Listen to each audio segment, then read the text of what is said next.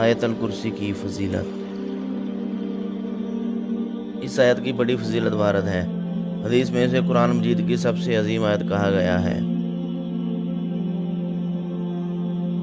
اسی طرح حدیثوں میں اس کی اور بھی کئی فضیلتیں وارد ہیں، جیسے یہ آیت اگر سونے سے قبل پڑھ لی جائے تو پڑھنے والا رات بھر شیطان کے شر سے محفوظ رہتا ہے۔ جس گھر میں یہ آیت پڑھی جاتی ہے اس گھر سے شیطان بھاگ جاتا ہے۔